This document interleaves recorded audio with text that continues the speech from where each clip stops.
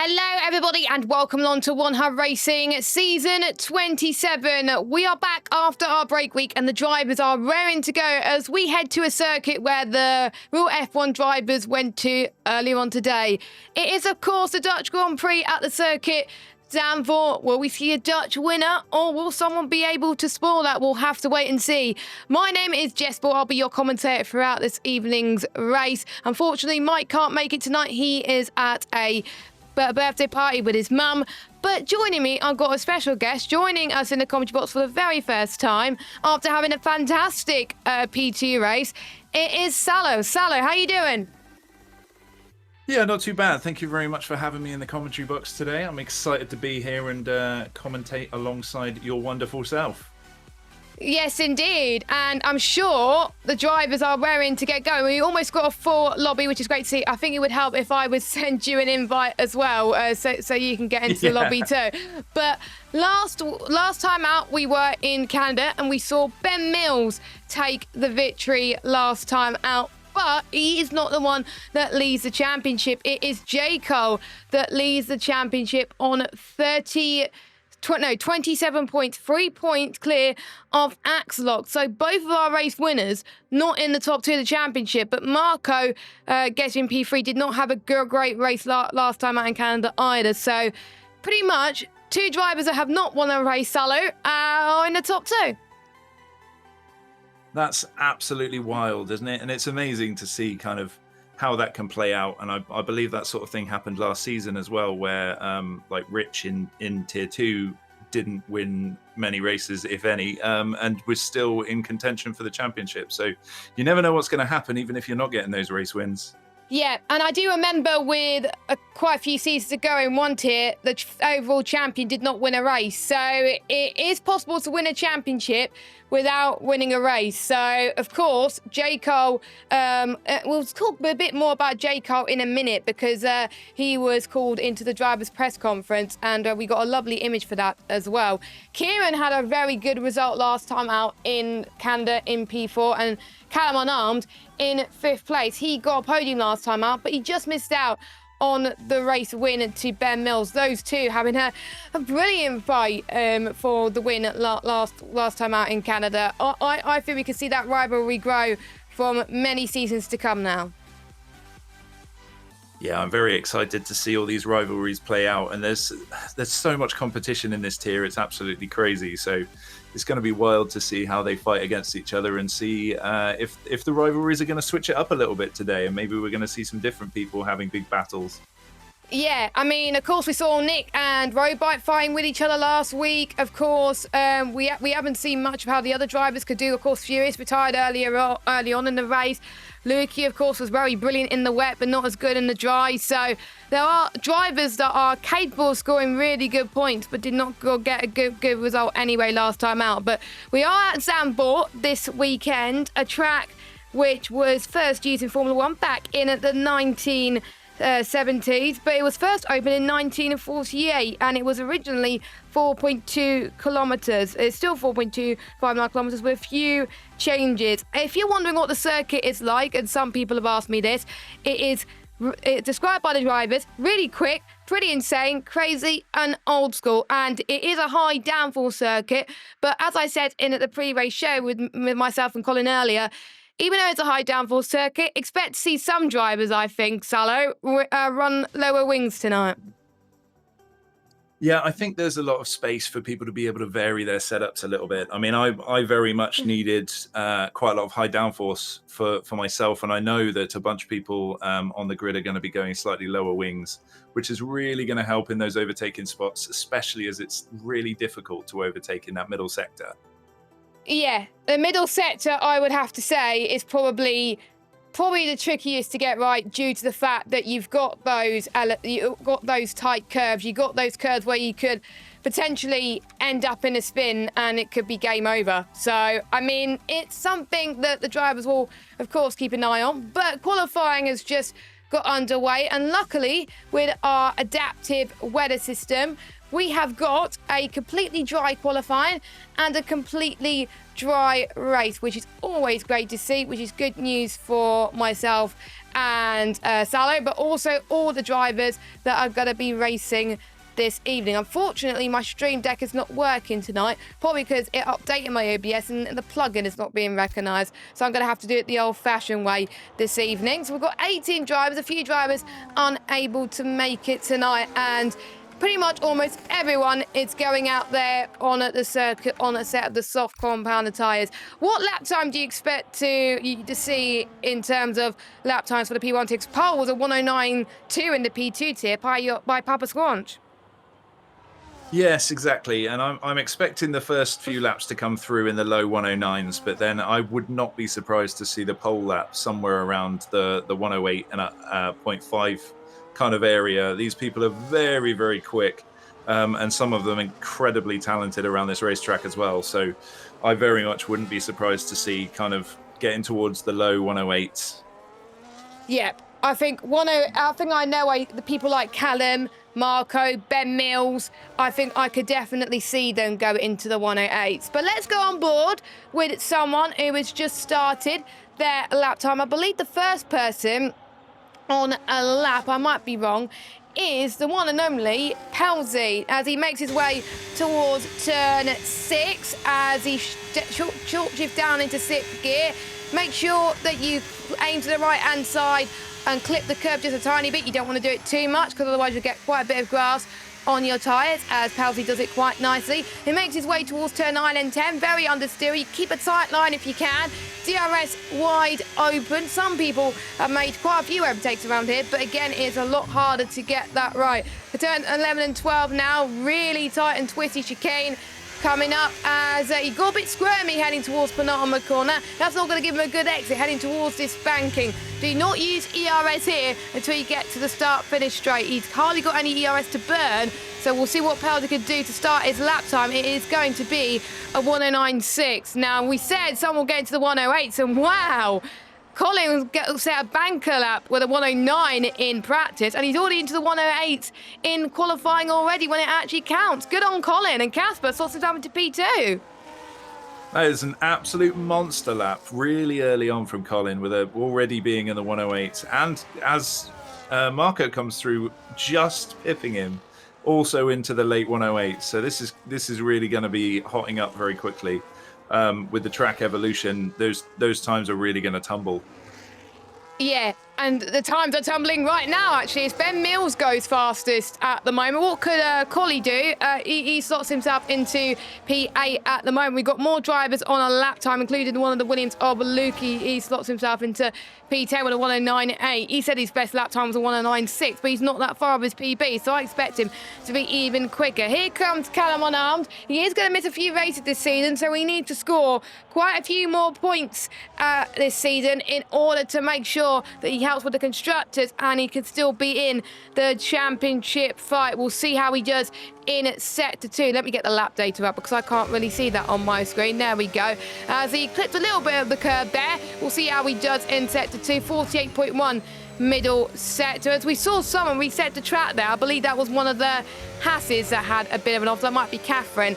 Catherine does have an engine penalty this weekend. Of course, drivers have to take an engine and a gearbox penalty this season. Not the same per race, of course, and Catherine is the first driver to do so, but Callum on arms, that mistake in the final sector definitely costing him a little bit there. A 109.1 for Callum, but not that far behind the likes of Casper and Colin, though. Very close grid so far. Yeah, it's incredibly close, and I only expected to get closer at this point. I'm surprised, actually, how few people have kind of hit that late 108. However, they are in the very low 109s already, so I can expect them to hot up a little bit. Bit of a shame to see Catherine in the gravel there just a minute ago.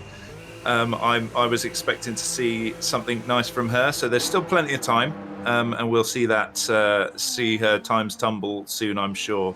But Ben Mills, Marco and Colin looking very fast right now.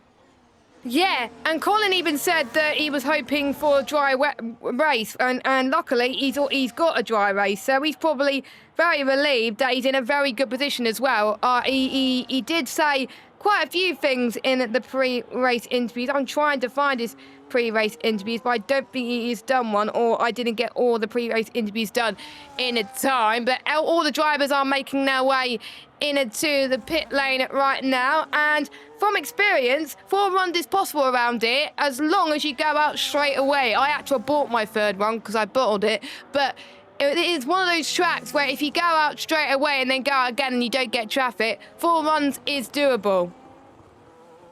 Yes, 4 runs is absolutely doable, and I feel like these guys are going to want to try and maximize every millisecond they can count on. So they're going to be aiming to go for as many runs as physically possible, I think, using up all 4 of those sets of soft tires and leaving them all over the racetrack as they try and make these times tumble even further.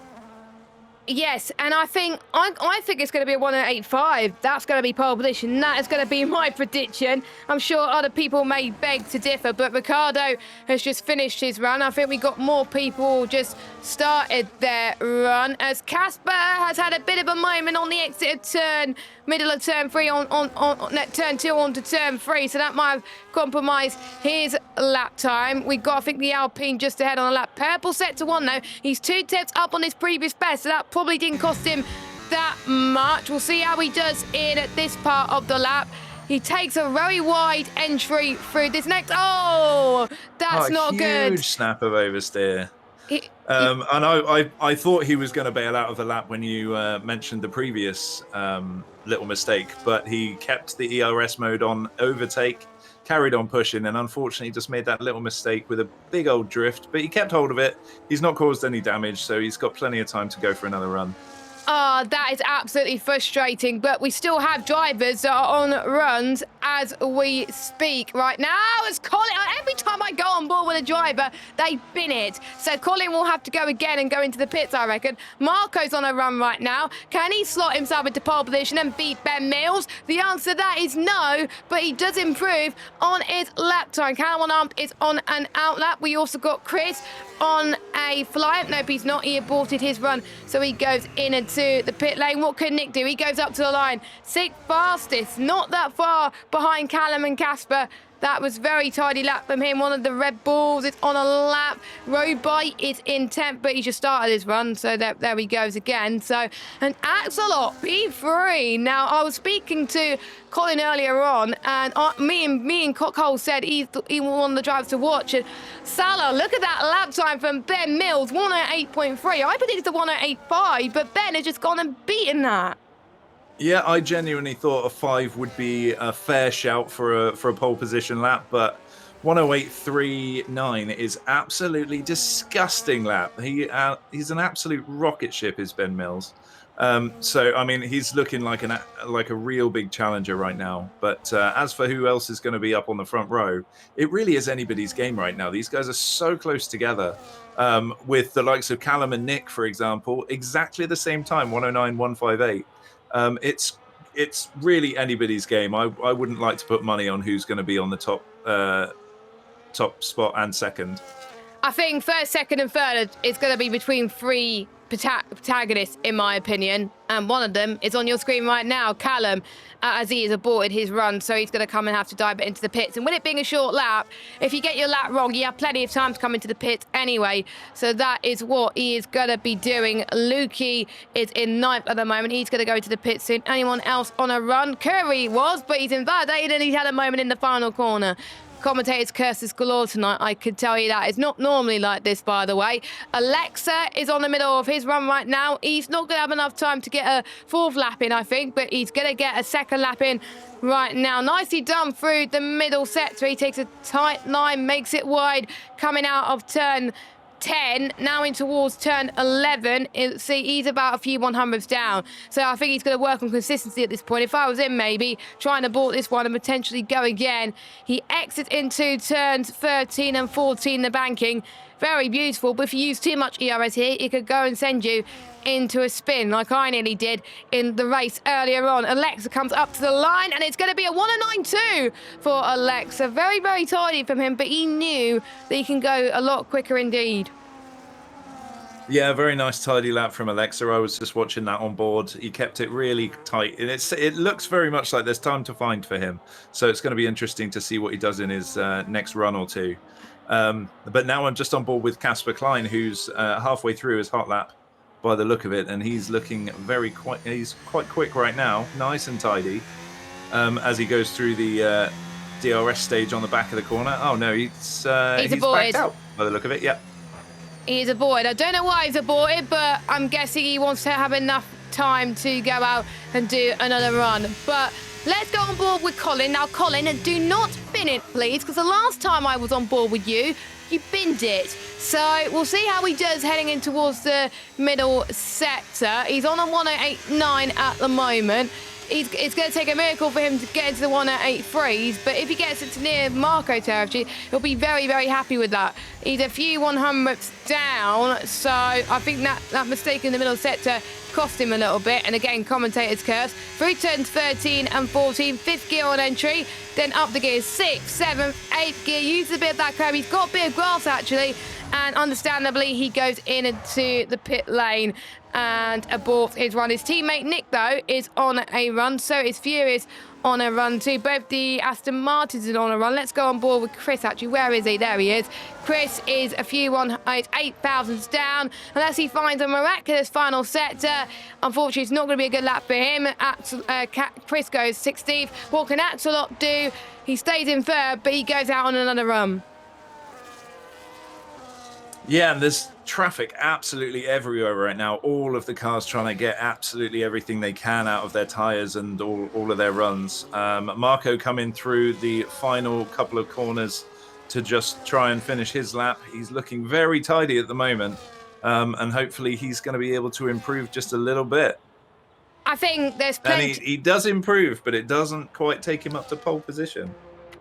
No, 108.7 though for Marco, so he's in the 108, unlike some other people. As Nick is almost in the 108, he's in the 109.1, so he's only a few thousandths quicker than Ricardo, so quite a close grid in the midfield. Axelot, purple sector 2, he's almost, well, he is a 10th up on that. The final sector can make or break you, so we'll see what the Axelot could do. I'm trying to go on board with him, but I keep pressing the wrong keyboard button. Here comes Axelot. Could it be pole? No, but he's best of the rest right now with P2.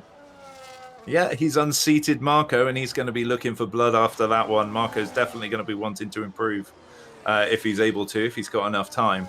But a great lap from Axelot, and I think he's going to be one to watch today. He's looking very, very quick. And I know that he's pushing himself to try and improve as much as possible to try and get those race wins. And I even said to him earlier, if he doesn't get a race win today, you could blame me. As Collie goes up to the line, he doesn't improve on his time, and he stays in P10. And I think we just got a few more people to do their final run before they go into the pits again. 4 minutes left to go on the clock. It's Ben Mills on top with a 108.396. Not closely followed because there's a big gap between himself and Axelot in P2 with a 108.745. Marco in third.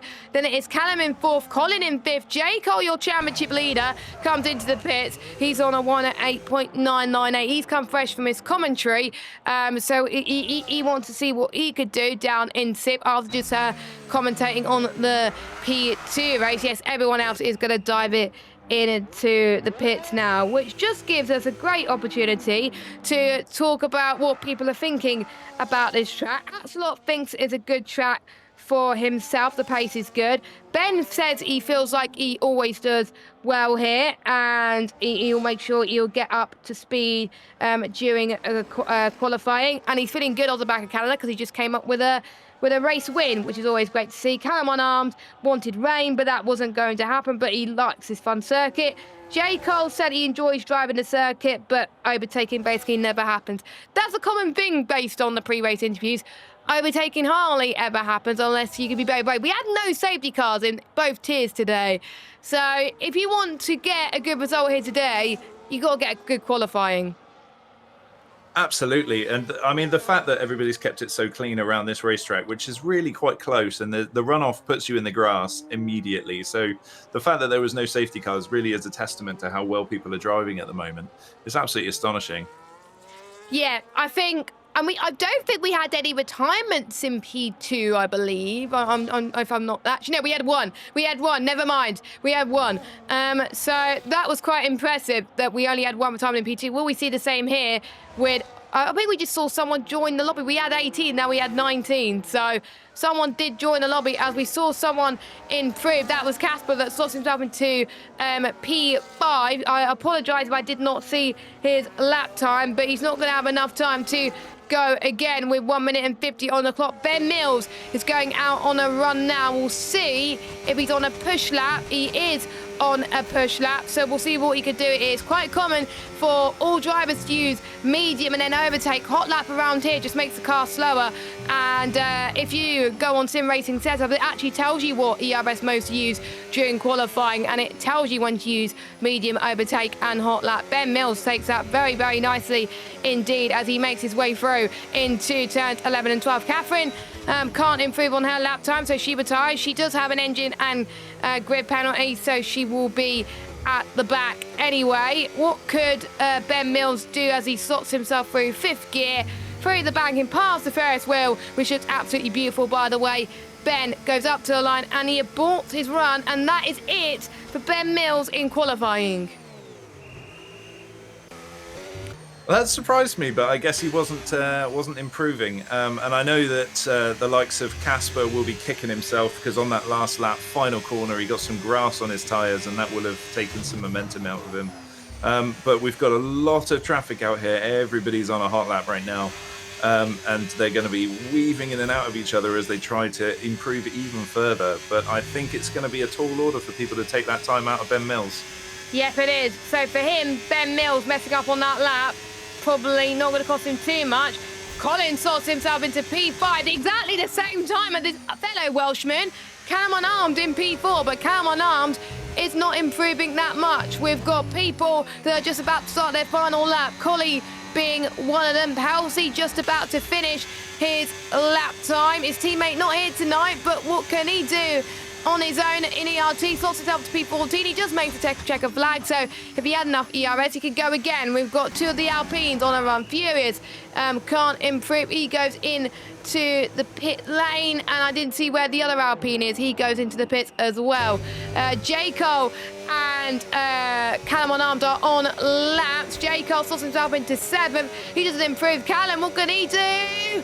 He slots himself into 4th, but he does not improve on his lap time. 5,000 slower than his previous best. Axelot, I didn't see his middle sector time, but can he improve? Doesn't look like it. Stays 2nd. Marco's the only man that can stop Ben Mills in his tracks to get pole position. Takes the shortest run to the line. What's it going to be? Improves on his lap time, but not position. Remains in P2. Colin remains in P5. Collie, Pelzy, Lukey, and... Well, I think Pelzy's not improving. Lukey's not improving. So I think it's just Collie and Curie. Curie improves to 14th, and Collie improves to 6th place. Very impressive. So it is Ben Mills on pole position for today's Dutch Grand Prix. Very impressive from the Williams driver. What do you think? Absolutely. That is an absolutely crazy lap from Ben Mills. He's got some pace around here. But the time difference between 2nd place down all the way to something like 8th is incredibly close. You're looking at 1.5 to 2 tenths between all of them. There's been some very stiff competition. I think the race is going to be incredibly exciting. We'll go for your order then. As of now, of course, Catherine does have a time penalty, as is a few other drivers. So Ben Mills on pole with Marco in 2nd, Axelot 3rd, Callum 4th, Colin 5th, Collie 6th, Casper 7th, Nick 8th, J. Cole 9th, Roadbike 10th, Furious 11th, Kieran 12th, Ricardo 13th. Then we got Curie, Alexa, Pelzy, Lukey, Chris, and then Catherine. Round up your grid then for today. Since Catherine's at the grid anyway, that is going to be your final final grid for today's Dutch Grand Prix. It's quite a few surprises up there, but the story of the show, or the biggest surprise for me, Axelot up there with Marco and Ben and Callum, which is really, really great to see. He does like this track, and when he was asked about his expectations, he said he needs to be lucky to get in the contention for here. Contention for the win, but a podium could be on the cards, he said. So he doesn't think the win is possible, but he wants a podium. And I don't blame him. At this moment in time, Axelot being in second position, only 3 points behind J. Cole right now. So it's all to play for in the championship with the likes of Axelot. And getting that second position, starting on the front row, is an excellent position to set him up for success. And Marco also on 24 points, equal with Axelot. It's a very challenging championship to call so early on, but there's not much to separate them. So it's going to be a big fight today, I think, for as many points as possible. Yes, and P1 is pretty much quite getting close again, just like P2 with the midfield. So it's going to be very exciting. Now, the drivers are in a dummy lobby at the moment. So the drivers will be asked to retire and then go into the lobby just for the lobby restart. Because, of course, we've got grid penalties to apply and engine penalties to apply. We do have some Shears reports incident. I'm just trying to see. So Curry's got a 10-place grid penalty because he was a lap down, and he tried to unlap himself multiple times, and he caused quite a bit of carnage there as well. And obviously Catherine getting a 3-place grid penalty from round 1, and she wasn't here in round 2, so she gets 1. Loki got his 10-second time penalty removed because he got an unfair penalty because Curry spun, and of course he would have lost time if he didn't get past, and he got an unfair penalty because of that. A few others, 5-second time penalty was added to Alexa's time last week, and plenty of other penalties were given out. But 2 grid penalties today, and Curry and Catherine will be starting near the back of the grid. Any thoughts going into the race? Because like we saw in P3 and P2, we could have varying strategies here this evening. Yeah, I think the strategy calls are going to be interesting. It'll be interesting to see whether anybody's going to opt to take the soft tyres at any point during this race, because they're very quick, but they go off very quickly. So they'll only get 5 or 6 laps out of them unless they're incredibly confident and can keep hold of them nicely. So I'm expecting to see another kind of standard process of 2 sets of mediums and hards as we go into this race. Yeah, I think it is going to be quite a close race between all the drivers, so we will keep an eye on that as it continues. And of course, we will do a little bit of a thank to our sponsors in just a moment. But before we do that, I was trying to find the rivalry image, but somehow I had it deleted, which was very, very annoying. But calling to the rivalries this week was Nick and Marco. Of course, Nick and Marco got caught up in an incident last week, but reading their responses to the rivalries, I'll get their question up actually. It was very close on track. They had a penalty. That you guys spoke out about the incident. Are you confident of less incidents going forward? And could this be a star by heat competition between you two? Nick was responding to the press saying that he has that there's nothing to talk about because he complimented Marco being a great driver and racer, and there will be sometimes incidents on track, and a small one like Hannah won't change the respect I have for Marco. And Marco says, I think that when you try hard, mistakes happen sometimes. We learn from them and move forward.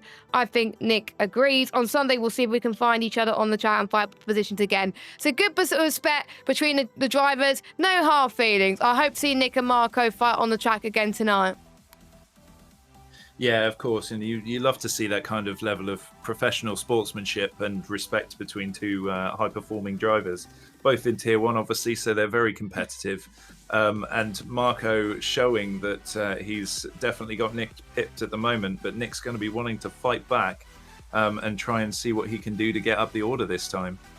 Yeah, I think, of course, it can get heated here at the moment. You may think, Marco shouldn't have done that, blah, blah, blah, blah. But when you talk it over with them and when they look at the stewards reports and think, oh, actually, I did quite a bad job there, they could learn from their mistakes and they could just concentrate on the races ahead. And I think that a lot of drivers can learn from the likes of Nick and Marco from the way they approach things. So I think we saw last season quite a few drivers with when they got called to the rivalries after each race, and they got very annoyed still, thinking that it was the other driver's fault. But for these two, definitely no bad blood as well. Driver's press conference, Jay Carl was called in and he was quite surprised, he said, when he was leading the Drivers' Championship in response to the first question, and he was asked if the form could continue like this for the rest of the season and even challenge for the title. He's not sure how long that will last, he says, but he's still going to try and challenge for the title. Good move. And he thinks he might be the last time he'll lead it this season, but only time will tell. He's liked the look of this calendar, but with the drivers that are in this tier, he is not getting his hopes up with that. So quite an open expectation for Jay Carl. But again, with his consistency, he can get up there. And of course, with his teammate missing a few races, he needs to have a good few results to help with the constructors. But good open expectation, Salo, I think. Yeah, absolutely. And I think at the moment he's a little bit underconfident from what he deserves to give himself. And I think as the season goes on and he sees what he's capable of, I think he's going to build in quiet confidence and start realizing that maybe he actually is in for a shout of staying in the top 3. Yeah, exactly. I mean, we've got 3 or 4 drivers or even 5 drivers that are capable of top 3 positions. And if J. Cole's one of those drivers where we were mentioning it in the pre-race show, J. Cole's one of those drivers that he's quick, but he's also a good racer as well. There are some drivers that are quick, but their racecraft is a bit meh. I've seen that in quite a few leagues. Not one hub, but in other leagues where we've seen people like that. So J. Cole has that experience. He's a really experienced league racer, and we will have to wait and see what happens. But the drivers, they're getting ready to start racing. Before we go through the sponsors, I'm going to throw it over to you. Who is your winner, do you think, for the P1 tier for round 3? I think the person I'm going to go for is Axelok. I think he's an absolute dark horse around this racetrack. Hasn't necessarily been confident in himself to be able to pull off that win, but I really think that he's going to be coming after the maximum points today as much as he can, and he's going to put up a really good fight. So me and Colin went for Axel earlier on as well. So if Axel doesn't win, he can blame all 3 of us. But after what we saw with qualifying with Ben Mills has a very good shot. And what we saw in terms of P2 and, of course, real life, the one who starts on pole has a very good shot of winning the race. We saw that with Oscar Piastri. Did lights to flag pretty much for the whole race. So I think it's going to be tough for Ben Mills, but we know we got some very fast drivers. But before we go to the main race action, we got to give thank you to our sponsors. Of course, we got Next Level Racing that are providing a plethora of prizes this season. Those are the prizes that you could win throughout season 27. Thank you very much to them. Of course, we got Pure Sim Gear that are providing 10% off all their gloves and socks by using the code 1HR10P. And there's also a combined fastest lap and poles award, and at the moment Jacob is winning that one, and they can win a pair of sim racing gloves or socks. Sim Racing Setups, our newest sponsor to the season. You can get 5% off or an F125 setup bundle by using the code 1HUBRACING at checkout. And whoever wins Driver of the Day each week gets a £10 voucher, and Driver of the Season gets a £100 voucher. Of course, we move on to our partners. We've got Vespertine that support our championship apparel and have helped with the payment system this season. And also our partners at SimGrid. Without SimGrid, we'll be filling out forms and spreadsheets for Oblivion, and it'll be an absolute nightmare. And there's plenty of other prizes that the drivers can win this season, including the Going Get Tough award, where if you complete all your pre and post race interviews and you finish outside the top 3, you can get a lovely trophy and a lovely t-shirt as well, which is very comfy, by the way. So adaptive weather system, Salu, is a completely dry race, no cloud in the sky. How is that going to affect our drivers? I think provided the safety cars remain at bay, they'll have their strategy completely dialed in, and they'll be able to play it to a T as best they can. with the dry weather. So as long as they keep it tidy, they'll already have their perfect strategies properly dialed in. There won't be anything to particularly shake it up. So it's all down to on-track pace and trying to keep it as clean as possible.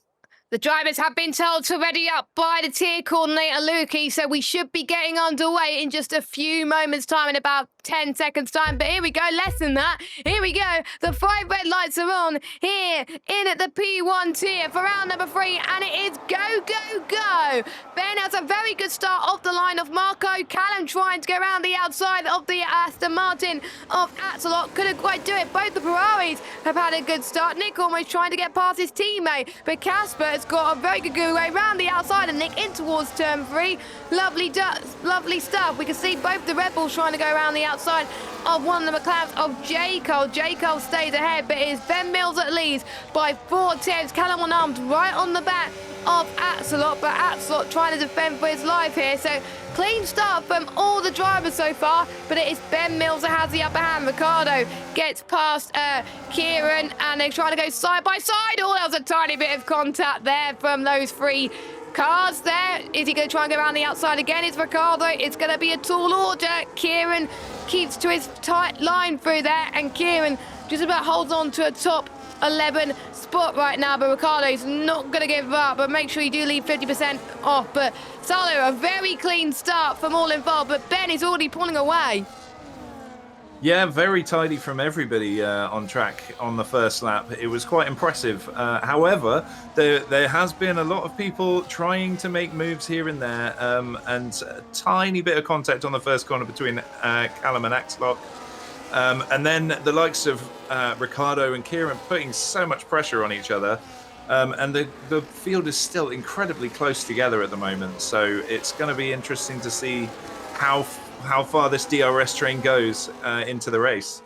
Yeah, we saw plenty of DRS trains in the P2 tier, not necessarily in the P3 tier, but this tier is quite close in terms of pace, especially with the top 5. So I think we're going to see a DRS train that goes out for a long period of time here as they make their way now for the second time of asking in towards turn 10. Mixture of tyres here today. We got half and half pretty much. Majority of people are on the mediums, but we got Axelot, Colin, Nick, Kieran, Lukey and Pelsley on the softs, and we got Alexa, Curry and Chris on the hards, everyone else on the medium compounded tyres, including our top 2, which seems to be working well for the pair of them. The softs could last a bit longer around this track compared to the other tracks on the calendar. It is, of course, a 2-stop race in one-half racing. You have to make 2 stop, but even in F125, it is a 2-stop race anywhere around it. It's really hard to do a 1-stop anyway. But yeah, Ben still leads. Marco trying to close in, but it is not working. But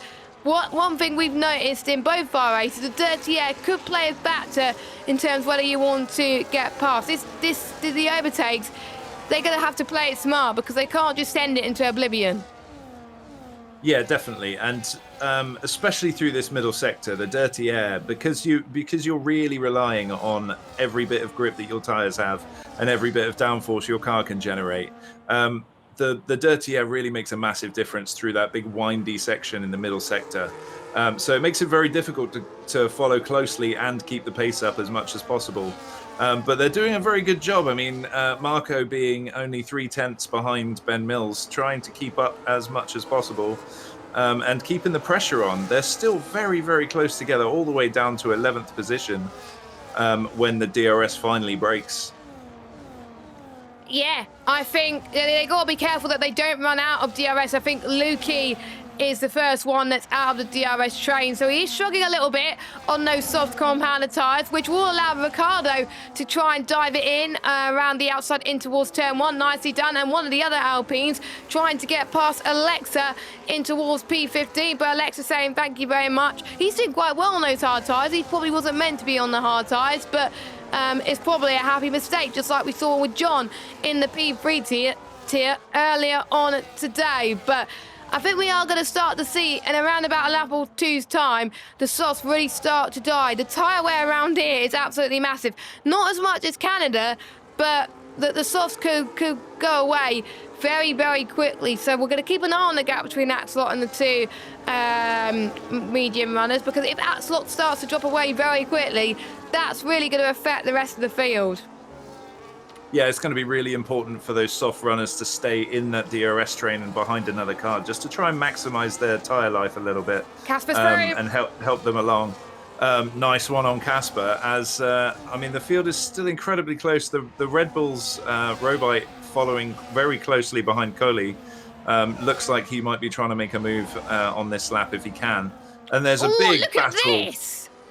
It's almost 3 wide. Both of the Ferraris trying to get past Casper. Colin doing very well. Nick trying to get past Casper as well. You don't necessarily go for a move there. Casper trying to be very, very brave, but can't quite do it. I think we could see Jaco trying to take the high line off of Casper. Oh, this is great racing between all these guys in the P1 tier so far. They are leaving just enough space. A tiny bit of contact, but they just keep it on the road. But this is really insane stuff. The Ferraris are definitely doing better than what we saw in real life. I could just say that.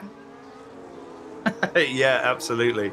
And seeing those Ferraris make that break, both of them together, seemingly working very well together as a team today. And Casper losing out a little bit, but with J. Cole putting so much pressure on him, onto Casper really showing that he's an experienced racing driver by keeping hold of that position in such a challenging position on the racetrack.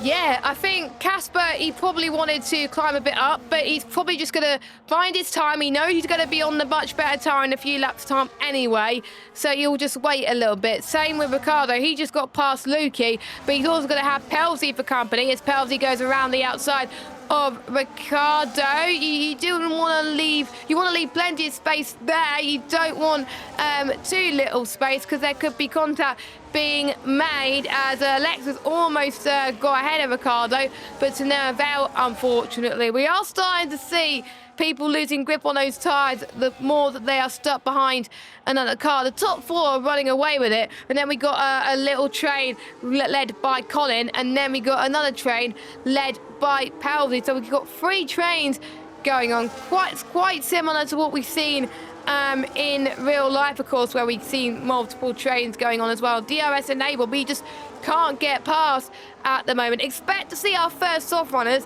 pit at the end of this lap in order to make a 2-stop definitely work and be viably possible. So I think we'll see some drivers pit this lap, but the majority will pit this next lap or the lap after. Yeah, exactly. And these soft runners, it's surprising to see how much they're fighting with the mediums. The crossover point is well good and gone at this point between the softs and the mediums. But the likes of Lukey trying absolutely desperately to fight for his life. And he's still keeping the performance up, even though he's on 6-lap old soft tyres now. I think everybody on the softs are doing very well, and the mediums, bless them, are trying to get past the soft runners, but it's very difficult as Casper almost got past Colin, and he does get past Colin. I just saw the aftermath of that, but that was very nicely timed from Casper, and he's up another position. So the soft runners are starting to die off a little bit, and this gives Casper a very good chance to get past Nick.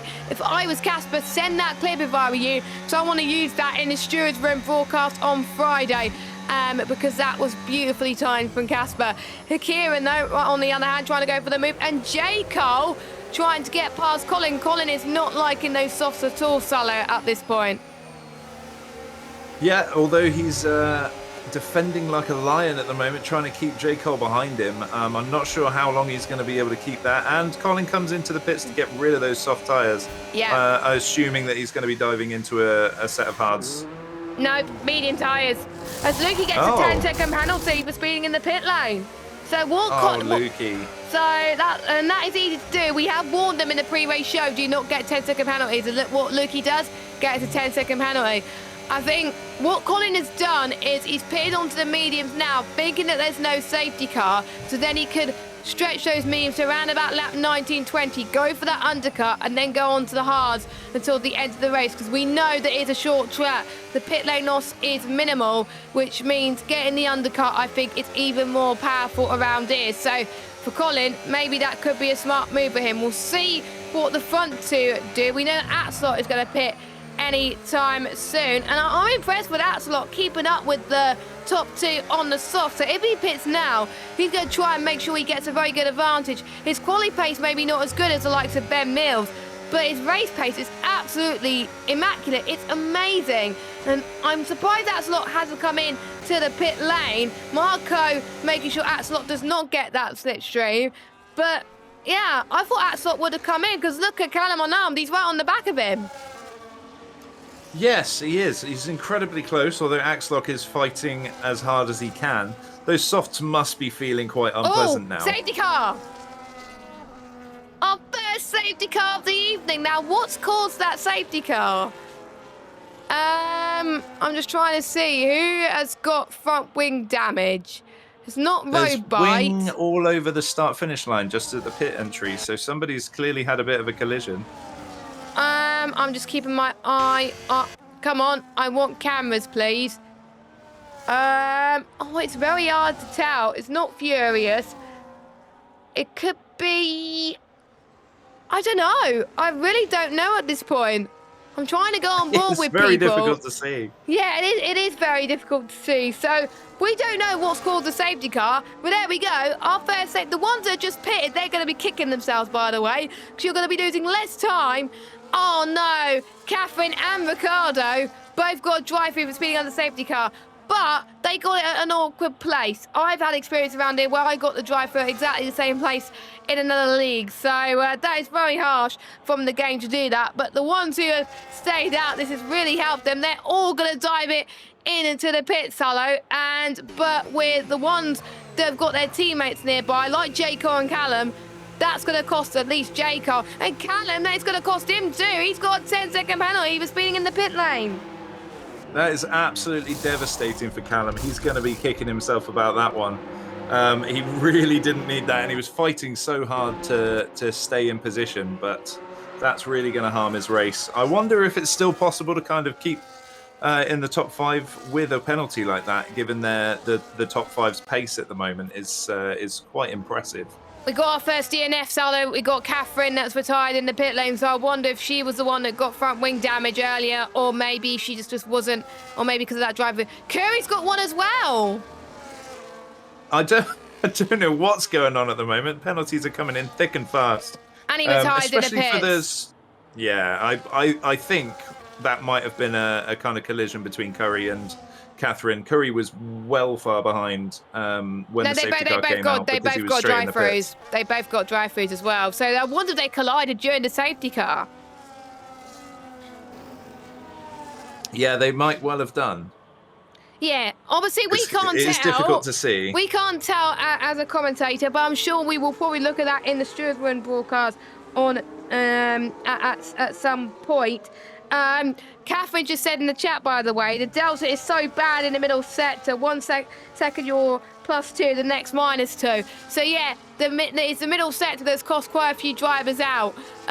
So yeah, that is a bit of a shame. Unfortunately, the delta can cost you to be like that, where you're +2 1 minute and then -2 the next minute, and then boom, you get a penalty, which means they're going to be way off anyway. So pretty much everyone has done at least one stop in this race so far, and we'll get your stops. Pretty much everyone has done one stop except Lukey, who is on 2 stops. Well, I think he did have to pit due to damage. Ricardo has a drive-through, but fair play to him for still going. Callum armed down to 10 seconds. We'll run for your order. So we've got Ben Mills from Marco, from Axelot, Callum unarmed, Casper, Nick, J. Cole. J. Cole's surprisingly, he didn't lose a position after all of that, so he was very lucky. Then we got Collie, Kieran, Pelzy, then Colin. Colin was the biggest loser after that safety car because he pitted to get the undercut, and it didn't work because everyone who pitted under the safety car lost less time. Yeah, that's a shame. Something that you couldn't know, and both of the Ferraris have been on fire a little bit today, and looking like their strategies were going to be on point. But that safety car coming in about a third of the way through the race has really put a bit of a damper on Colin's day. But the likes of Pelzy will be in a very happy position because they've taken a cheaper pit stop, And also, they're the biggest gain today with 5 positions gained already. So they're looking for a lot of positions today, and hopefully they can pull it off. Yeah, I think the safety car has helped quite a few people get back in this one, and I thought we were going to hardly get any safety cars. P1 tier was the only tier last week, well, 2 weeks ago, to not get a safety car, but it's the complete opposite this week. P1's the only tier to get a safety car, as Ben Mills is going to be the Burt Mylander, and he's going to be controlling the field away as we get through and get underway for the second time of asking then. He's going to warm his tyres up as we enter the last corners of 13 and 14. Of course, DRS won't be activated anymore. We will see as, Ricardo and Colin make contact, and both for the world. Ricardo's got a 10-second penalty. But here goes Ben. He's going to go now, and I think that's a smart place to do so, because that means not many people are going to get the toe. But one driver that's looking very good is Callum. He definitely wants to make amends after that 10-second penalty. But for the second time, we go green flag racing as they all make their way in towards turn 3. Ricardo is now out of this race, and he must have binned it somewhere, I think, or retired on track. We got Collie and Kieran going side by side. Collie makes his way through over to Abe. He's doing very well on those hard tyres. Jay, Cole and Nick having a bit of a ding-dong battle in towards turn 6. There's some brave moves going up there, but again, Ben out on top at the moment. Yeah, definitely. There's a lot of close racing straight after that restart, and Ben did a good job of keeping the whole field behind him as he restarted in a smart position. It's very difficult to decide where to take that restart on this track, with the last 2 corners being such high throttle. Obviously, you need to let the Nick's gone. Nick, I think Jaco and Nick made a slight bit of contact, but I don't think there was anything too much. Nick just went into a spin, and that it must be very frustrating. Ferrari's day has gone from bad to worse. They were doing so well as DRS is enabled. Yeah, that's a big shame for Nick. They were absolutely storming along for the first third of this race. And now to see Colin and Nick having so much trouble now is a bit of a shame for the Ferraris. But obviously that is playing into somebody's good books. Some people have gained positions from the back of that. Pelzy up another position, for example.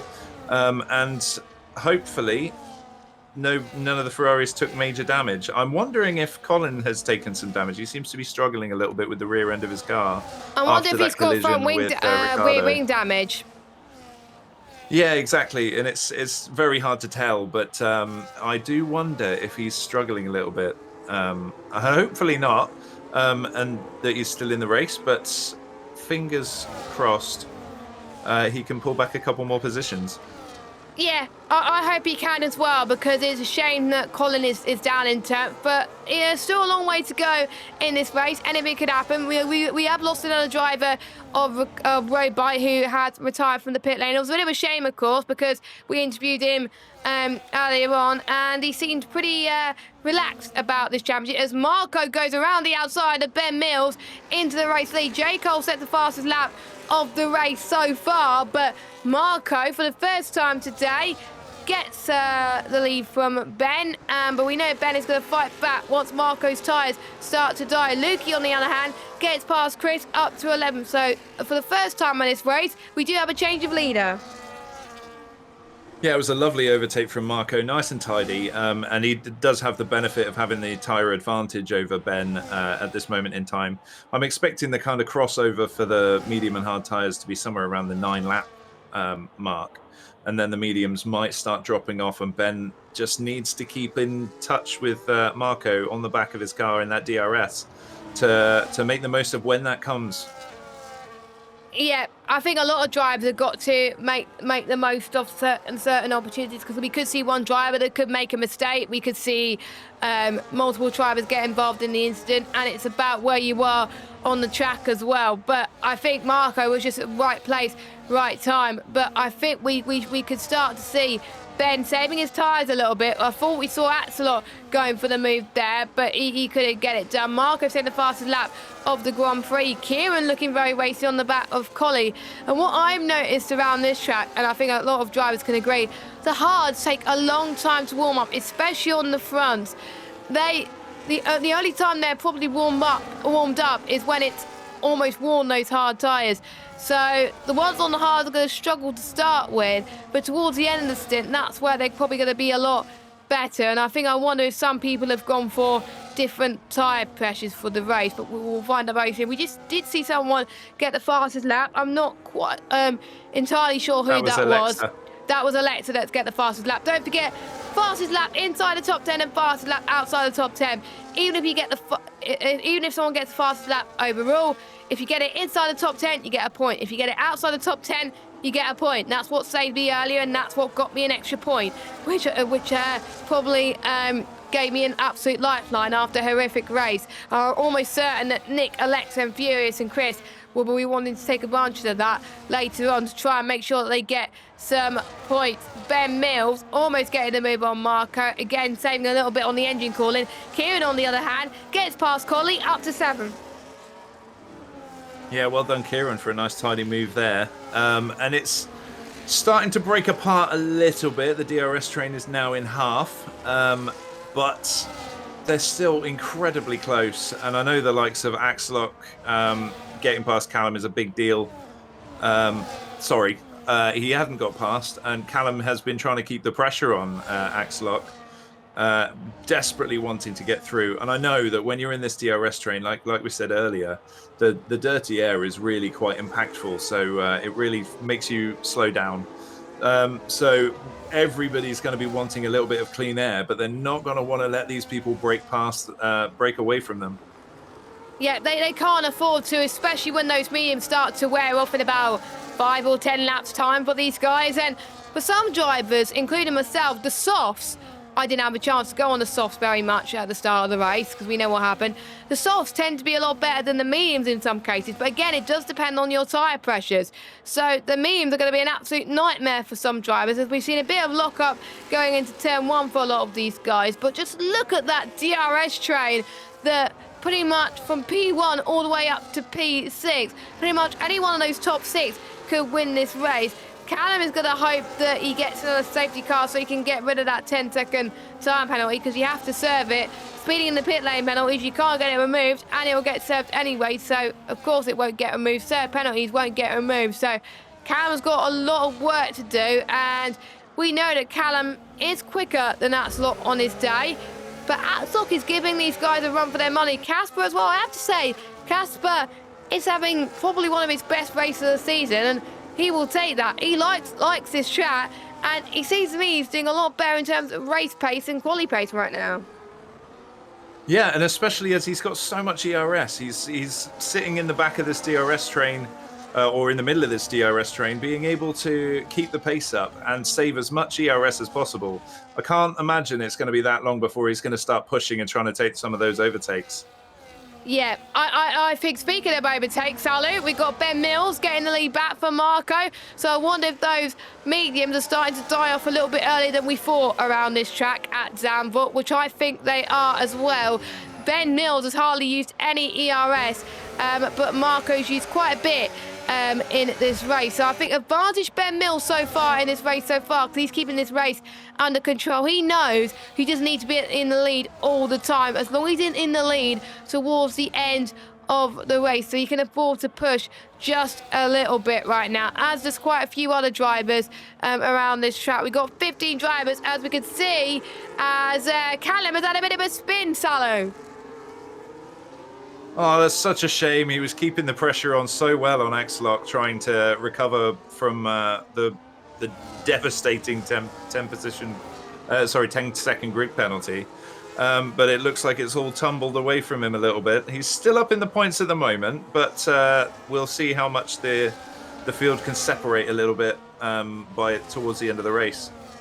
Yeah, I think that 10-second penalty has hurted him, and I think he just got a bit too throttle happy, and I'm surprised he hasn't come in and gone on to a set of hards. Maybe he hasn't got some set of hards left, but he's trying to make his way up through the field, but I think it's damage done, unfortunately, as well. I think it's going to be quite tough for him to climb his way up the championship order, and especially since he's going to be missing a few races very soon. So that's going to leave his teammate with a lot of work to do going into the rest of the season. but that has allowed Casper to move up into 4th place. He is doing very well so far and binding his own time. Kieran and Pelzy as well. Pelzy is doing absolutely great in that kick Sauber as he makes his way towards the next set of turns too.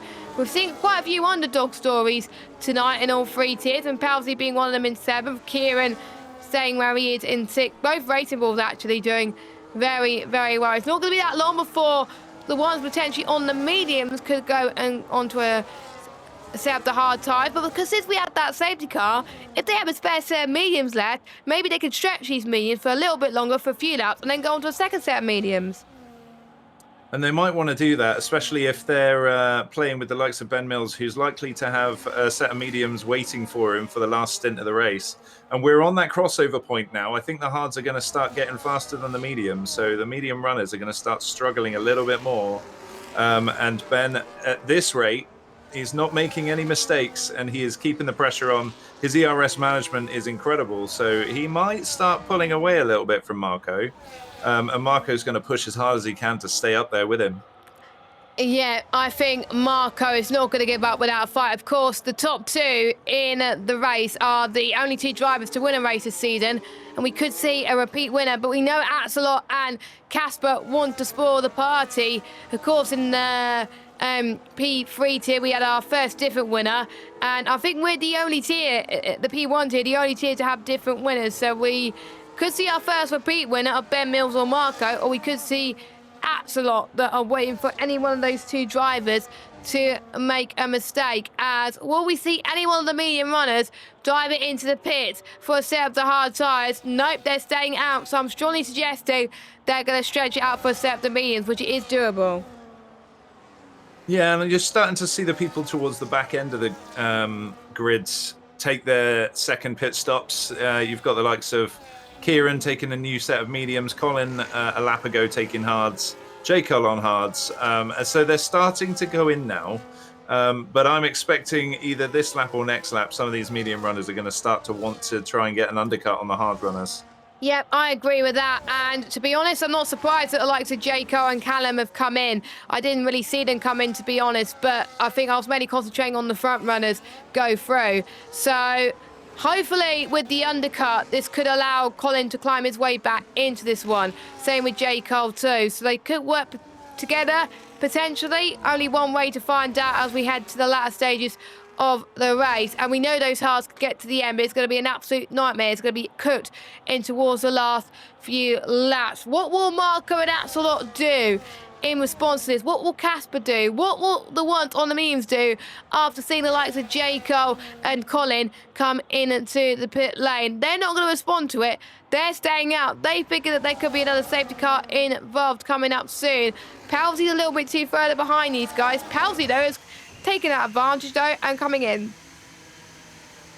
Yeah, I think that's a good move from Pelzy, taking that undercut, especially over the other medium runners. So he might be able to play a little bit of catch up and get back into that DRS train if he's got a solid enough outlap, especially if anybody makes any mistakes with their dwindling tires, and they're going to be struggling a little bit on the back end, and their front left especially is going to be absolutely screaming by now on those mediums, probably somewhere around 50-60%. So they're going to have to be very careful. Pelzy is in for a chance of catching up a little bit. I think he is. And from experience, I pitted, I think it was end of lap 1 for a set of the mediums. And I was stretching those mediums to a lap for the end of lap 14, and they were like at 70% after like 12 laps. So at this point, is depending on the driver's style, it's going to be around about in the 50s, 60s, or 70% mark, and depending on how aggressive your style is. And Marco has decidedly go into the pit, and I think that's a very smart move of him. I think his tyres would have been dying right now, and he's going on to set up the hard compounded tyres. But I think if you pit from the next lap onwards, I think the only shot will be the medium. So I think him going into the pits now probably would have been a regretful decision if a safety car comes out, but he was probably struggling on those hards, and he would have lost a lot of time to Ben Mills. But Ben Mills is on a league of his own now. You could already see the hards definitely a much better tyre, 1.7 seconds, and he's going to be on the fresher mediums later on. I don't think anyone other than Ben is going to win this one, unless we can see a very tight undercut from Marco. Yeah, and I think Marco's in for a shot of a solid undercut, actually, because he's come out just ahead of the Ferrari of Nick, which means he's got a fairly big area of clean air to be able to keep that pace up. So I think once his tyres are warmed up, he's going to be able to get the throttle down and really wring the neck of that car to try and get that undercut on Ben. And speaking of Ben, he comes in. Ben comes into the pits, so he doesn't want to lose time on that undercut even longer. So let's watch Marco in just a minute. We've got the Aston Martin garage coming in as well. Casper stays out as we've got a yellow flag. Don't know what that's for. That's probably... Oh, Furious is around on the second to last corner. It looks like his car's annihilated. Yeah, it looks an absolute nightmare. Luckily, no safety car, though, which I think is an absolute relief. But it's very close between Axelot and Marco coming out of the pit. Axelot's going to be on newer tyres. That's helped him. Axelot just about got ahead of Marco, but it is Ben Mills with the overcut that leads this race again. Wow, I was very much expecting it to be a little bit closer than that. Ben Mills has come out miles ahead. 2 seconds? No, actually more than that. Yeah, and a couple of cars in between, so they're going to really put a damper on Marco's day. He would have been hoping to be right behind Ben and not with anybody. He's got the likes of Case on old tyres, so Axelot might be able to drag him along a bit with those fresh medium tyres. But Case on 14-lap olds are going to hold these people up a little bit by the look of it. Yeah, I think, Nick, fair play for him staying on 14-lap on hards, but I think we've seen that in both races where we've seen, I think was it John that was on the hards for like 16, 17 laps or whatever, and it was able to make it work. So if anyone could do it, well, Nick could do it, as Chris comes into the pits from his mediums, and I think, yeah, another set of mediums because he goes on balance, and there's no problem at all there for the driver in the Aston Martin that has just made a return to One Hub Racing this season. So just 3 or 4 drivers yet to make their second stop here this evening, as we've got Nick and Collie yet to stop. Same with Casper. Everyone else has done 2 stops. Your net race leader is Ben Mills in P1, Axelot in P2, and Marco in P3. But Marco is going to hope that Axelot's tyres start to die very soon. And then we got Kieran, who's in a net P4 right now. Casper comes into the pits.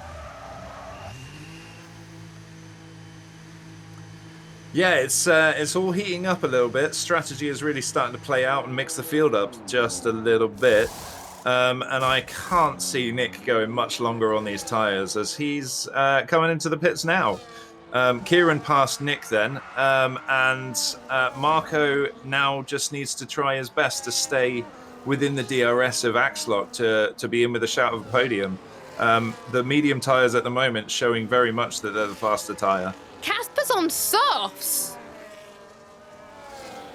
Well, that does surprise me. I reckon with some people's tyre wear, you could probably make them last around 10 laps. But that does surprise me that they'd want to do that. He's obviously hunting for some points and positions, hoping that he can get ahead and then hold the field up with a strong defence towards the end of the race.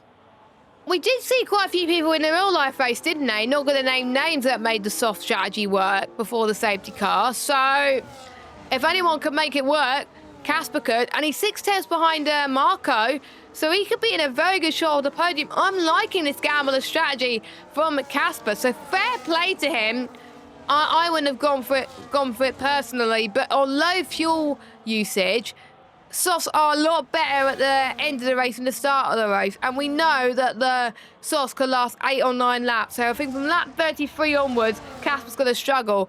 But Casper gets past Marco up into P3, and that was an easy move. I don't think Marco thought that, because Marco might close up to Casper in the closing stages of the race. Collie comes into the pits, so it's just Alexa that is still yet to make his final stop. Yeah, I think Casper is really trying to maximize those soft tires, getting past Marco so quickly.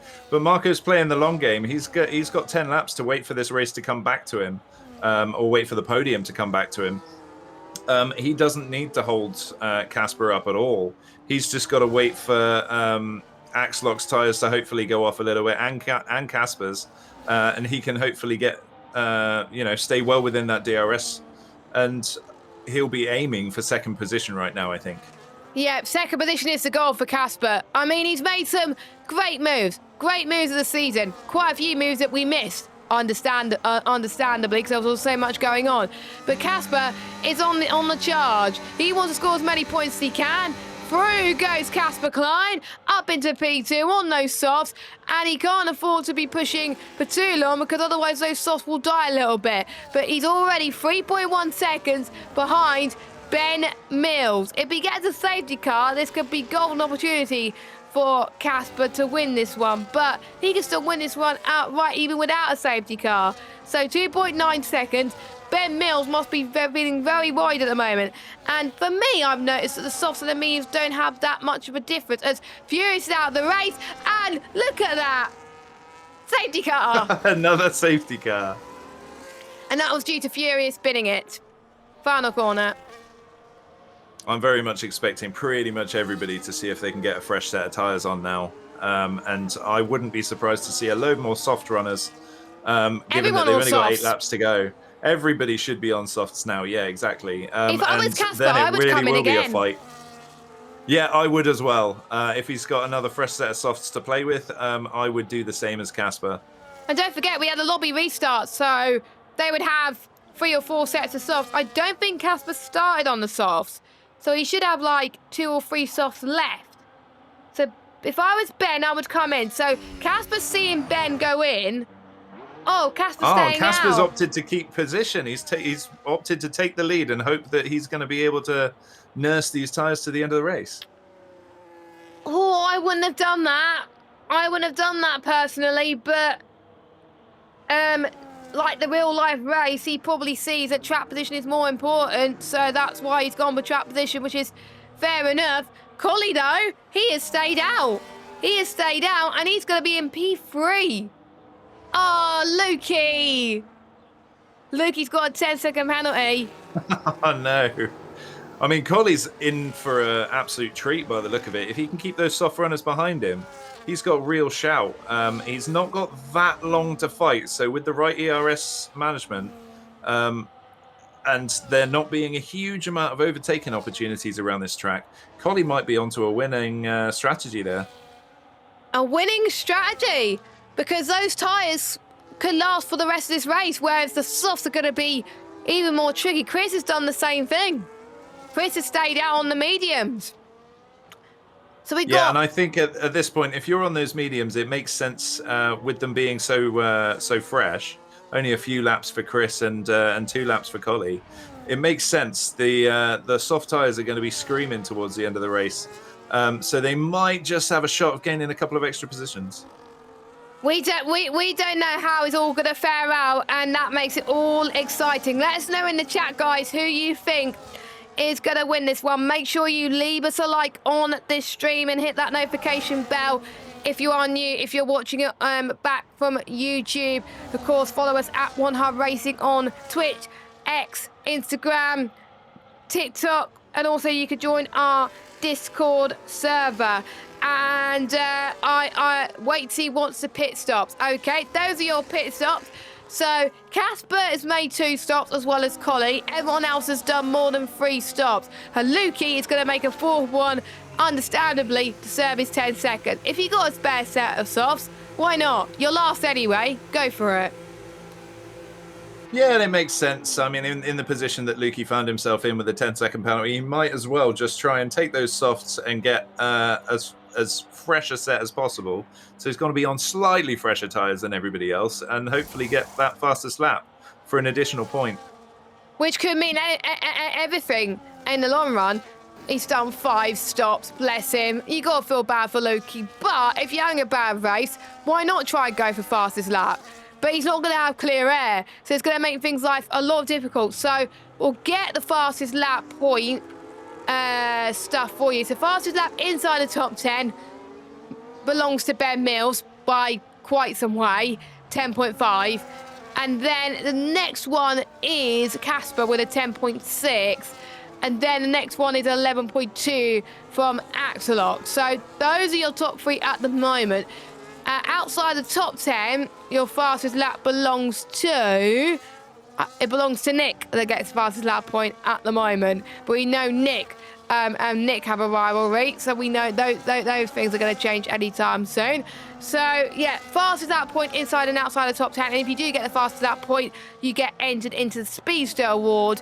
And if you get the most for a lot of the season, you will get socks or gloves from Pure Sim Gear. Massive shout out to them. Jacob is in the lead for that one. But you never know after today, Ben Mills, if he gets the win and, well, he's got pole, but if he gets another win, he could be tied with Jacob. Yeah, and it's an all-important little competition within a competition, and everybody likes to try and make sure that they're able to have a chance at winning any prizes they can. And not only do you get the prize, but you also get the props. So everybody that's in contention for that is going to want to try and get hold of that fastest lap trophy. Yeah, I think sometimes you think you're not going to get top 3, but you want to try and get some other prizes as well, which is why we like what we do at 100 Racing. We provide prizes to everybody. So safety car, I think, Salu, should come in at the end of this lap, I think. So I think Casper will lead the field away soon. I'll be surprised if it doesn't, which means we'll have 5 laps, well, probably less than that. Oh, no, 4 laps of racing. And yes, safety car is in this lap. And for the first time, Casper will lead the field away on 5 lap old softs. That's going to be crying for mercy. Ben Mills, if I was him, you got to get the move done straight away. And if he doesn't, it's going to be a lot difficult to pass. Yeah, I think Casper has the benefit of having 2 of those laps or 3 of those laps behind safety car, so it shouldn't be too terrible for his tyre life. However, he's obviously on older tyres regardless, so he's going to have a fight on his hands. But the longer that safety car went out, Casper would have been rubbing his hands together, trying to make sure that his tyre life can maintain right to the end. As he goes ahead, gets a little bit of a jump on Ben Mills by the look of it. He does. He really does. And Casper's restart was absolutely perfect, as everyone else is struggling, as Axelot trying to go to the right-hand side of Collie on those soft tyres. It's going to be really hard for him to do so. Collie's trying to defend for his life, as Collie has gone round into the gravel, similar to what we saw Max Verstappen do in real life. He's dropped down into 8th place, and the ones on the softs, they keep just to the ones on the medium. So Axelot up into 3rd. Casper still in P1, but Ben Mills is hungry to get this race win, and he's right on the back of them. But Marco, again, also on the back of Axelot. Wow. Yeah, that was a surprisingly messy restart when they got around the first few corners. There were a few people in the grass knocking some of the brake boards down. So now you find both of the McLarens right at the back of the grid, and that's a very surprising thing given how well Jake Carl and Callum have been doing this race. Yeah, and I think it was quite messy, but the main reason why it was messy is because there's a lot of people trying to claim so many positions, and it's not that long to the end of the race. Everyone has a shot of winning this race, so why not try and go for the positions? But DRS is enabled. Axelot almost got past Ben Mills as well, so I wonder if Axelot was saving a bit on his tyres. Could we see Axelot get his first win in the top tier in a while? Jaco and Callum go for in the pits, and I know what they're going to do. They're going to do exactly what I did in P2. They're going to go for the fastest lap. Yeah, definitely. And I mean, Axelot really putting the pressure on Ben Mills, trying to make sure that he can get maximize that podium position. But he is under a lot of pressure from Marco right now, all over the back of that gearbox, and probably filling Axelot's mirrors and making him a little bit nervous. He needs to try and keep cool and keep the pressure on the cars ahead and not worry so much about the guys behind. Yeah, I think Axelot has just got to stay focused at this point, hoping that the top tier make a mistake and he could be in a good shot with this, because if he makes a mistake, that could allow Marco to do well as well. Not that long to go until the end of this one. Who's going to win? Answer on a postcard. Casper's doing a really great job trying to hold on to this one. He's defending for his life, but he knows his tide are going to be primed for mercy. Here comes Ben Mills to the inside. He takes the lead away from Casper, and Axelot goes round the outside of Casper and gets pizza away from Casper, and Axelot sets his sights for winning this race. Axelot says he likes his track according to the pre-race interviews, but he's got to walk the walk now. He's going to see if he can try and beat Ben Mills, but I think that's going to be a tall order, because look at how far away Ben Mills is pulling away right now. Yeah, Ben Mills definitely seems to be very cool, calm, and collected at the moment. But he's on equal equipment essentially with the same tires, or same age of tires as Axelot. And Axelot isn't going to let him go without a fight. And it was wonderful to see him capitalizing on that. Just a tiny little mistake from Casper into the first corner with a little lockup. And he just took the opportunity immediately with so little time left on this race. And the grid so close together, any mistake is going to be a devastating thing for you. It's going to be an absolute nightmare, isn't it? So if I was Axelot, stay within DRS and save a bit of battery, maybe wait for the final lap potentially. We don't know. It is not over until the fat lady sings. Nick, by the way, gets past Chris up into 10th. By the way, Colin has had a very good recovery up into 6th place. We said the Ferraris were doing well at the start, but they messed up in the middle. But towards the end, Colin is having a very good recovery, which shows that he's been having really good pace in this race so far. So we'll watch Colin making his way through in towards turn 6 now. But there's hardly any moves being made at the moment. Axelot's starting to find his pace a bit more, so I wonder if he was doing a smart thing and trying to save his tyres. We don't know, but he seems to be struggling a little bit in at the middle set, so that's where Ben Mills is really starting to pull the pressure in on Axelot. So we'll see what happens. Even Casper could still have a shot of winning this one. Callum, by the way, gets the fastest lap with a 10.0, which is insane, which is what some people have done in qualifying in all 3 tiers tonight. But we're about to start the final lap. Could Axelot pull a late lap charge, or will it be Ben Mills for the taking? In my opinion, it's Ben Mills for the taking, but you never know with Axelot. He could try and pull off a challenge to Axelot, to Ben Mills on the final lap. Here he comes. I don't think he's going to do it though. Yeah, he had a little peek just to fill the mirrors of Ben Mills, but Ben is doing very well on ERS management, so he has lots to fight with, and he's doing an incredible job of keeping Axelot behind him in his mirrors. Yep, he is. And we're seeing quite a few fights happening in the background as well with Marco as he tries to challenge Casper for a podium. And fair play to Casper. I think him staying out has probably worked in his favour, but maybe he could have challenged Ben Mills for the win if he went into the pits too. You never know, but you never know what could have gone right until you've actually done it as well. Axelot, I don't think he's going to be that close enough. He's tried his bless him. So unless he can get a photo finish and save his ERS, or if Ben makes a mistake, I don't know.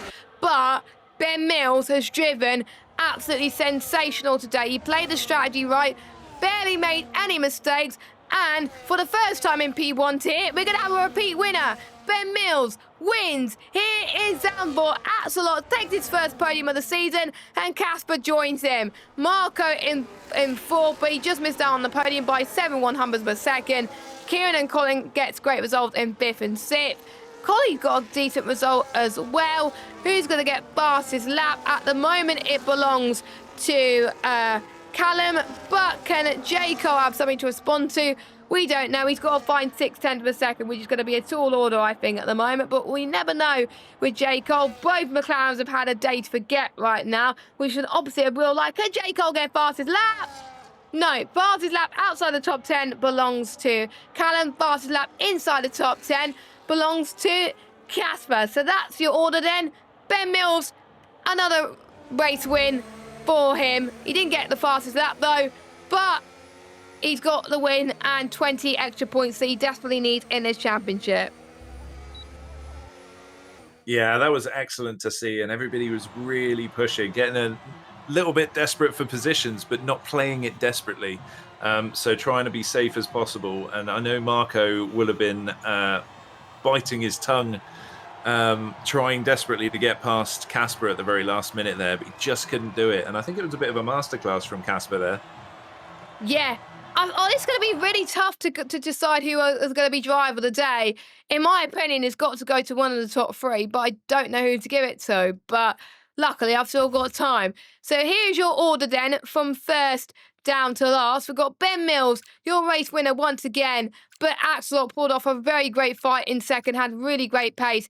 Casper in third. Then we got Marco, Kieran, Colin, Collie, Alexa, Nick, Lukey, Chris. Then we got Pelzy, your final point scorer, and then Cameron with the fastest lap in 14th, Jake on 13th. For your 3 DNFers, well, lots of DNFs actually. Furious, Robite, Ricardo, Curie, and Catherine. Of course, Curie and Catherine retired because they got drive-through penalties that they think they couldn't salvage from. But we had another safety car. You never know, they could have. So we're going to have to choose our sim racing setups driver of the day. We have to pick one each. And since you're the guest, my friend, Salu, I'll let you go first. Who's your driver, the sim racing setup driver of the day? And what would you like to ask him? Well, I think I'm going to have to go for the man that has impressed me the most today, and it's Casper. He's really showed his experience this race and kept his pace up and made some bold but solid choices for his strategy when the safety cars come out. So I think him being able to pull off that podium has been a very impressive show from Casper today. And I think my question for him is a basic one, in that did he really think at the beginning of this race that he'd be fighting for the podium, if not a little bit more? Because his pace was definitely up there. But with the likes of Ben Mills and Axelot ahead of him, did he think that he could keep up with them? To be honest, I was going to go for Casper, so you kind of nicked my driver of the day pick. Thank you very much. But yeah, Casper, you're welcome. Casper, well deserved driver of the day nomination as well. I've already said it was going to be between the top two because Ben Mills drove superbly. But I sometimes go boy and go for the race winner. I'm going to go for Axelot because Axelot had a lot of pressure going on around him, defended off loads of people, even made the overtake on Marco work, hardly made any mistakes, and I'm going to have to give the driver of the day to Axelot today. And my question for him, you had good, in your pre-race interview, you said you had a good pace around it. You definitely walked the walk tonight. How does it feel to get your first podium this season? And did you think the win was on the cards at last safety car, or were you just fighting for the podium? So that was my question to Axelot. Ben, you were a close second, but Axelot getting a first podium was my driver of the day nomination for me. But that was the end of the race. Of course, Mike wasn't able to make it tonight, and he missed a really great race. He'll be back next week. But Salo, for your first commentary, you did a great job. How did you find that race? I thought that race was pretty much exciting from start to finish. It was incredibly close, and you just knew that any tiny little mistake, if somebody touched the grass, then there would be changes of position. Lots of different ideas for strategy, and the on-the-fly strategy is what really makes it interesting for me when the safety car comes out, trying to see how they're going to try and get the better of each other. And I think this was a race that was filled with interesting decisions and the odd person making a bold decision to see if it will pay off for them. And it's really exciting to see that. Yeah, I liked your approach, actually, your thoughts going into this one. And of course, next week we go racing again at the same track that the real life F1 drivers are going to. It's like we're following them all of a sudden. We go to Monza on the 7th of September. That turn one's going to be, I think, quite interesting entertainment in that one. And I think they're saying that Colin said the race is not, they're not won in that one, but it could be over in that one. It's definitely a thing. I think we could see quite a lot of drivers taking engine penalties. Maybe not gearbox, but I think we could see a lot of people taking engine penalties next week. That is my prediction, because I think people can make a lot of overtakes at Monza.